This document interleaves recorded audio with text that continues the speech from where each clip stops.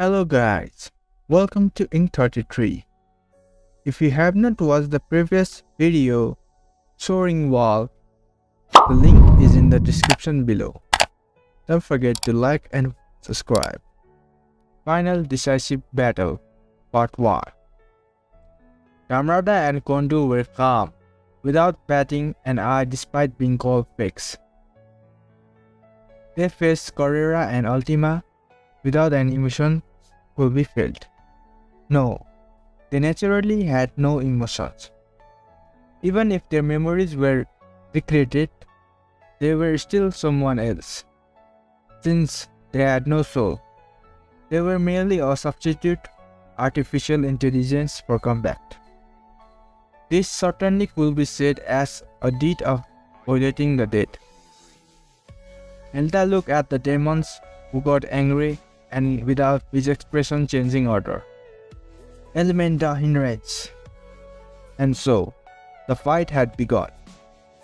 Ultima exchanged blows with Damrada. Herrera and Kondu aimed their guns at each other in a short range. The battles between the two pairs were intense, but the match clearly showed whose superior in an instant. Bloody Bite, which unleashed by Ultima, was paired by Damrada without being overpowered by it. Just a few words. My technique, is it? It seems you have inherited it splendidly, but if the skill is the same, naturally what decides the outcome is the difference in power between us. Damrada altered its impression, and then he pierced through Ultima's chest, whose stance was broken with his crushing fist. He refined enormous energy and assimilated it with his fighting spirit, and concentrated it on his fist. And then, the mask of unleashed fighting spirit was explosive destructive power. While collide around like a snake, he devoured the dislike of Ultima's body. Ultima was conscious, but she could not move her body. Because she is a demon, which is a spiritual life form, she lost the control of the body because the flow of energy was devoured. No. If this happened on someone with a physical body, they might not be able to endure it and have their inside collapse and explode. Carrera likewise fell on the ground. They had fast drawn their guns at extreme speed and simultaneously fired their bullets, but the power discrepancy was too great. The bullet fired from Carrera's large caliber handgun collided head-on with the bullet fired from Kondu's automatic handgun. The bullets, which are refined energy bullets, due to the difference in energy density, one side had their bullet burst and disappeared. The bullets that Carrera fired had disappeared. But by the time she was surprised, it was after a large amount of energy had been deprived from Carrera's body. Ultima and Carrera, those two who rivaled or suppressed even an awakened demon lord, were easily defeated, just like taking candy from a baby. While comforting Belda, Milim was observing the fight with slight glances. Energy comparable to 10 awakened demon lords. It seemed he wasn't just bragging about it. So she quickly concluded. She realized that the demons had no chance for winning against Kondu and Damrada from their exchanges just now. Then, what will she do? Milim had no other choice but to throw her hands up. Moreover, she was concerned about the third memory of Hilda had.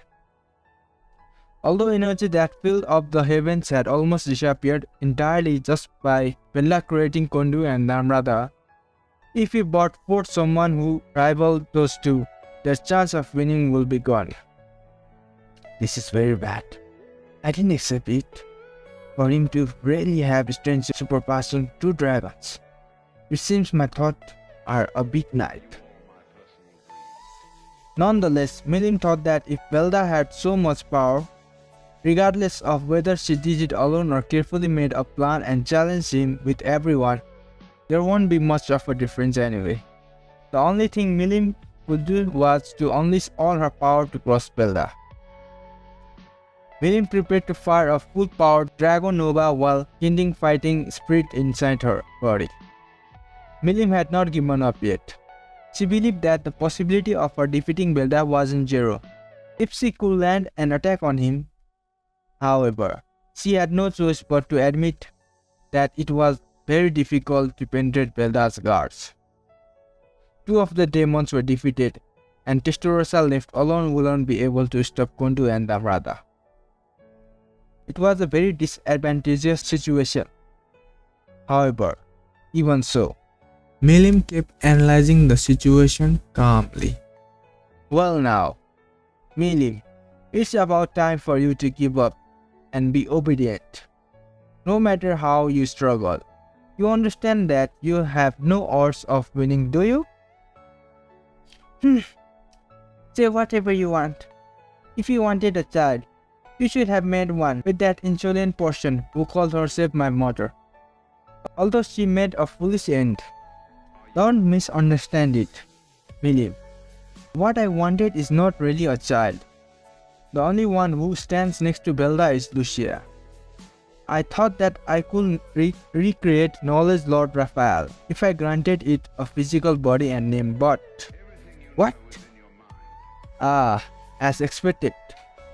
It seemed that the manas created from Justice Lord Michael would not become Lucia's soul. It's a disappointment for you too, right? If only I could reproduce Knowledge Lord Raphael that Lucia previously had.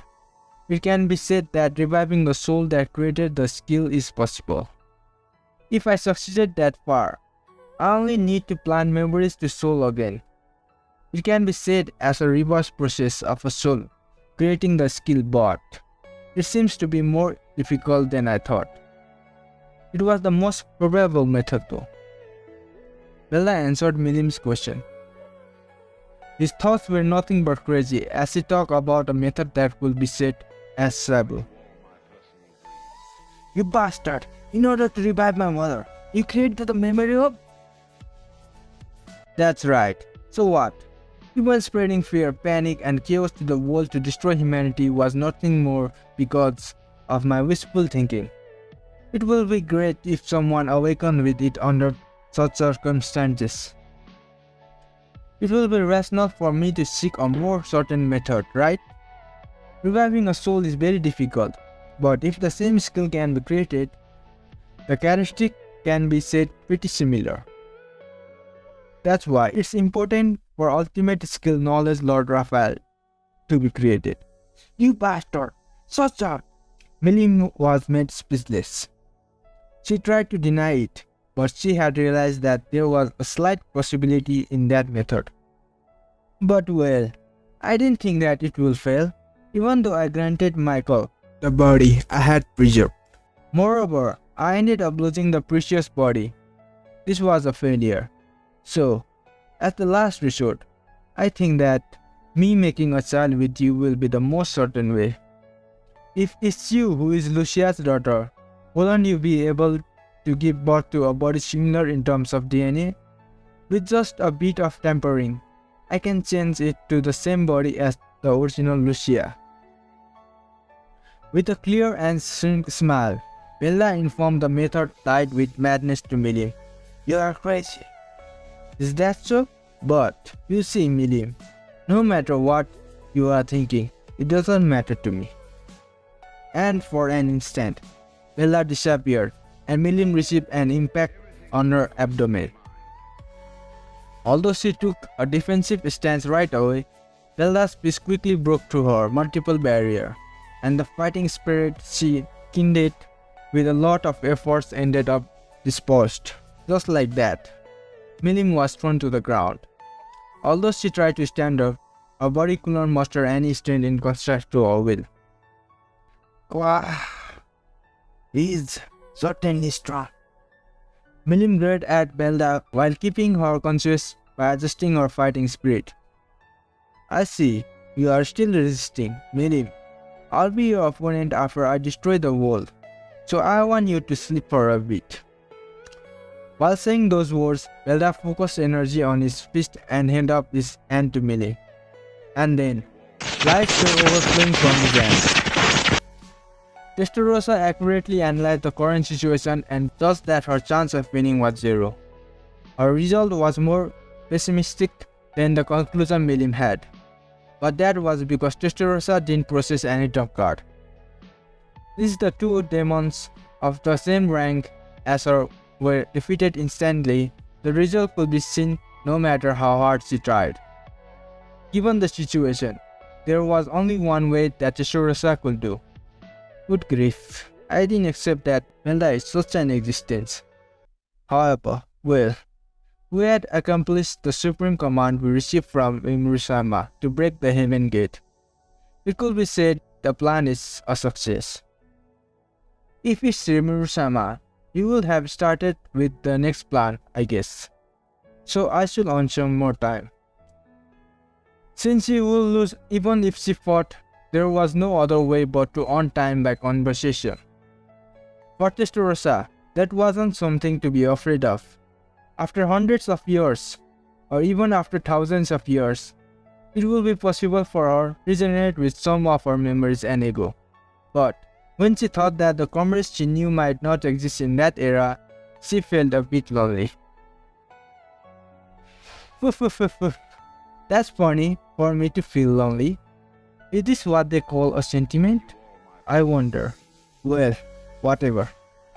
Testarossa switched her thoughts and began to stall for time by verbal attacks. There is no feelings and no souls either. You two are moving sophisticatedly for a hollow doll. However, it's hilarious. Testarossa said those words pompously, watching for their reaction. Talking like this will be meaningless if their memories were just reproduced. But Tamrada and Kondo had their memories altered. Testarossa was aiming at the inconsistency in it and saw their reaction. Although those two were like robots with emotions, wouldn't they get confused due to the inconsistency as they are precise machines? So, Testarossa had such a prediction. Andreas, what do you mean, young lady? Tamrada asked calmly. Moreover, the one who answered was not Testarossa but Kondo. It's simple. This demon, Carrera, seems to have taken over my ability, even my soul, but I don't have memories of it. The person I have given my soul to is hostile against Velda-sama, with some kind of goal. Guessing from the circumstances, it will be natural to think that some part of my memories was conveniently rewritten. Don't you think so too, Tamrada? Isn't it possible that our souls will struggle? No, I won't allow such unsightly conduct, Kondo declared confidently. Tamrada also nodded. Although he said it himself, he understood that it was unlikely things to happen. I guess so. This girl had succeeded my techniques and used it perfectly after all. Tamrada agreed to Kondo's explanation. Testarossa looked at Kondo with a slight surprised expression. Because Testarossa was impressed by Kondo, who analyzed and explained the current situation perfectly in such a short time since he was created. This man is frighteningly calm. There are things that only Carrera acknowledges. However, at the same time, Testarossa realized from looking at Kondo's clear eyes that even if she thrust many contradictions to him, he wouldn't be confused or change sides. But does it matter? Don't worry about it, Tamrada. We just need to carry out the mission given by Velda-sama. As Testarossa thought, the man reproduced from Kondo's memories pointed the muzzle of his gun towards Testarossa without hesitation in his eyes. I thought that I would be able to earn slight more time, but it was meaningless, I guess. Rimuru-sama, it doesn't mean we are dead. Please give us your forgiveness. Testarossa stood proudly till the end. Her mouth took the shape of a present mood and sprouted a charming smile. Although she did everything she could, she concluded that it seemed that she ran out of time. However, rather than giving up, she concentrated her consciousness in order to activate the secret technique of reincarnation, with her strong will and pride as the strongest devil lord in her heart. However, the secret technique of reincarnation was never activated. That was because it was no longer necessary. The last struggle Tensura had done was not pointless. One shot was fired. Kundu's bullet was strong enough to annihilate even a devil lord whom surpassed awakened demon lords, as it housed overwhelming killing intent that wouldn't allow evasion or defense. Exactly at the moment when the assassin's bullet broke through Tensura's multiple barrier. Tensura, you are not permitted to die without permission. Rimuru-sama will be angry, you know. That bullet was stopped exactly in front of Tensura. A smiling Diablo suddenly appeared and stood next to Tensura, while holding the bullet with his fingers. Diablo, you were late, you know. I didn't plan to die, but it was just one step before I got annihilated, you know.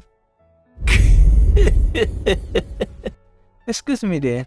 However, didn't you girls proceed without permission after destroying the Heaven's Gate? Tensura lightly shrugged her shoulders to Diablo's inquiry and changed the topic. So, may I leave those two to you? I am afraid to say, it might be hard for me alone. However, there's no need to worry. Because it isn't just me who came to this place after all. Could it be Rimuru-sama too? No, it looks like Rimuru-sama will come after the removal of the flying insect is confirmed. Therefore, I wanted everything to be over until then though. Diablo looked at Dhamrada and Kundu and smiled wearily. He glanced to look at Belda, who fired lights towards Millie. As expected, they are fast. It seems those people have arrived. However, everything is going as planned, I suppose. What? Immediately after Tensura responded to Diablo's murder, an explosion of what was centered on the place where Milim was. Kundu withdrew to the rear while being cautious of Diablo, and Dhamrada also moved instantly in front of Belda to protect his master with his body as a shield. Looking at the unexpected explosion, Belda slightly clicked his tongue and grumbled, "More hindrances are coming." See, because you girls are slow in breaking the gate, other people have arrived.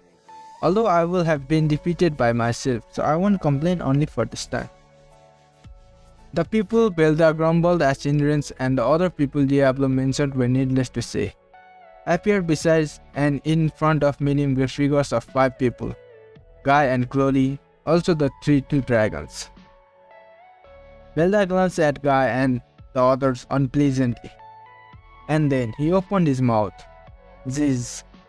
Because you came together with everyone, does this mean you are going against me? Hey, Belzord. Instead of Beldora and Belgrind, who you could not connect his thoughts with, Belda questioned Belzord, who had been under his control in order to ascertain our intention. Silence! You are an impostor who impersonated my Oni. Now that you mentioned it, why did I ended up thinking that a bastard like you is my Oni? Belzord caught down Belda's question and clearly showed her hostile intention to him. Belda's domination on her had already been lifted off by Guy and lost its effect. Now, there was no more gap inside her heart to be taken advantage by control type ability. Belda sighed and shrugged his shoulders. He annoyingly said, "You all really are troublesome." And his mouth crawled wickedly as he thought of something good. That's right. I shall call out a person you all really missed. I'm kind after all. While speaking so, he took out the last memory orb from his pocket. Guy, as if I will let you.